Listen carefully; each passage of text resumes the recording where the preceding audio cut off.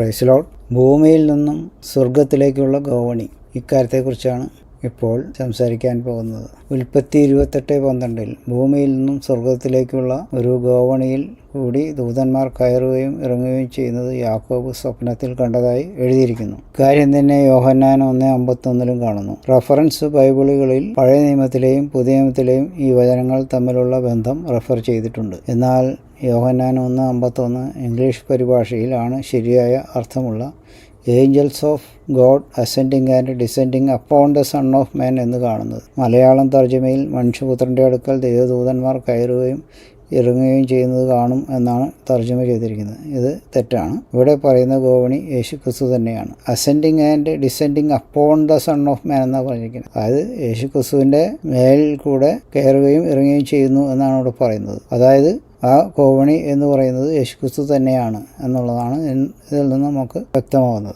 മേൽപ്പറഞ്ഞ വചനങ്ങളിൽ നിന്നും മനുഷ്യപുത്രനാണ്, അതായത് യേശുക്രിസ്തുവാണ് ദൂതന്മാരെ സ്വർഗത്തിൽ നിന്നും ഭൂമിയിൽ വരുവാനും ഭൂമിയിൽ നിന്നും സ്വർഗത്തിലേക്ക് പോകുവാനും ഇടയാക്കുന്നത് എന്നാണ് കാണുന്നത്. അതായത് ഈ ഗോവണി എടുത്തു മാറ്റിക്കഴിഞ്ഞാൽ ദൂതന്മാർക്ക് പോകാനും വരാനും പറ്റില്ല എന്ന് അർത്ഥം. അതായത് ദൂതന്മാരുടെ മേൽ യേശുക്രിസ്തുവിന് അധികാരമുണ്ട് എന്നർത്ഥം. യേശുക്രിസ്തുവിൻ്റെ ആജ്ഞയിലാണ് ദൂതന്മാർ സ്വർഗത്തിലേക്ക് പോകുന്നതും സ്വർഗത്തിൽ നിന്ന് ഇറങ്ങി വരുന്നതും എന്നാണ് പറയുന്നത്. സ്വർഗീയ ദൂതന്മാരെ കുറിച്ചാണ് ഇവിടെ പരാമർശിച്ചിട്ടുള്ളത്. എന്നാൽ പൈശാചിക ദൂതന്മാരും യേശുക്രിസ്തുവിൻ്റെ അധീനയിൽ തന്നെയാണ്. മത്തായി 28:18 സ്വർഗത്തിലും ഭൂമിയിലും സകല അധികാരങ്ങളും അവിടത്തേക്ക് ലഭിച്ചിരിക്കുന്നു എന്ന വചനത്തിൽ നിന്നും ഇക്കാര്യം മനസ്സിലാക്കാം. വെളിപ്പാട് 20:1-2 വാക്യങ്ങളിൽ പിശാചിനെ 1000 ആണ്ടേക്ക് അഗാധകൂപത്തിൽ ബന്ധിക്കുന്നത് യേശുക്രിസ്തുവിൻ്റെ കൽപ്പനയാൽ ദൂതൻ ചെയ്യുന്ന കാര്യമാണ്. ഗദരദേശത്തെ ഭൂതങ്ങൾ ബാധിച്ച് മനുഷ്യനിൽ വ്യാപരിച്ചിരുന്ന ഭൂതങ്ങൾ തങ്ങളെ പാതാളത്തിലേക്ക് അയക്കാൻ കൽപ്പിക്കരുത് എന്ന് യേശുവിനോട് അപേക്ഷിച്ചതിൽ നിന്നും ഭൂതങ്ങളുടെ മേൽ യേശുവിനുള്ള അധികാരത്തെ കാണിക്കുന്നു. മത്തായി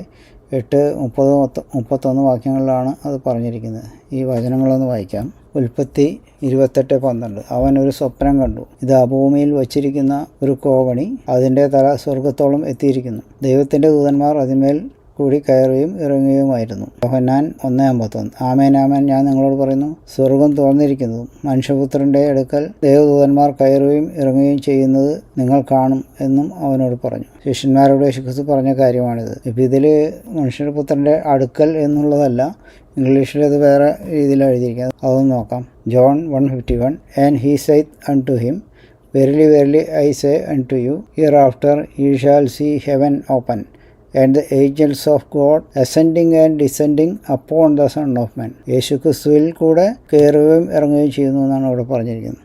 യേശുക്രിസ്തുവിൻ്റെ അടുത്ത് കയറും ഇറങ്ങുമെന്നല്ല, തർജ്ജമയിലുള്ള തകരാറാണത്. അടുത്ത വചനങ്ങളൊന്ന് വായിക്കാം. മത്തായി 28:18 യേശു അടുത്ത് നിന്ന് സ്വർഗത്തിലും ഭൂമിയിലും സകല അധികാരവും എനിക്ക് നൽകപ്പെട്ടിരിക്കുന്നു. അതുകൊണ്ട് സകല ദൂതന്മാരുടെ മേൽ, അത് സ്വർഗീയ ദൂതന്മാരായിക്കോട്ടെ പൈശാചിക ദൂതന്മാരെ, എല്ലാവരും യേശുക്രിസ്തുവിൻ്റെ കീഴിലാണെന്ന് അവിടെ പറയുന്നത്. വെളിപ്പാട് 20:1-2 അനന്തരം ഒരു ദൂതൻ അഗാധത്തിൻ്റെ താക്കോലും ഒരു വലിയ ചങ്ങലയും കയ്യിൽ പിടിച്ചുകൊണ്ട് സ്വർഗത്തിൽ നിന്നും ഇറങ്ങുന്നത് ഞാൻ കണ്ടു. അവൻ പിശാചും സാത്താനും എന്നുള്ള പഴയ പാമ്പായ മഹാസർപ്പത്തെ പിടിച്ച് 1000 ആണ്ടേക്ക് ചങ്ങലയിട്ടു. ഇത് സ്വർഗീയ ദൂതൻ ചെയ്യുന്ന കാര്യമാണ്. യേശുക്രിസ്തുവിൻ്റെ കൽപ്പനയാലാണ് ദൂതൻ ഇത് ചെയ്യുന്നത്. പിന്നെ മത്തായി 8:30-31 യേശു അവനോട് നിന്റെ പേരെന്തെന്ന് ചോദിച്ചു. അനേകം ഭൂതങ്ങൾ അവനെ ബാധിച്ചിരുന്നുകൊണ്ട് ലഗ്യോൻ എന്ന് അവൻ പറഞ്ഞു. പാതാളത്തിലേക്ക് പോകാൻ കൽപ്പിക്കരുത് എന്ന് അവനോട് അപേക്ഷിച്ചു. ഈ ഭൂതങ്ങൾ അങ്ങനെ യേശുക്രിസ്തുവിനോട് യാചിച്ചു എന്നാണ് പറയുന്നത്. ഇതാണ് ഈ ഒരു വിഷയത്തെക്കുറിച്ചുള്ള ചുരുക്കത്തിലുള്ള ഒരു എക്സ്പ്ലനേഷൻ.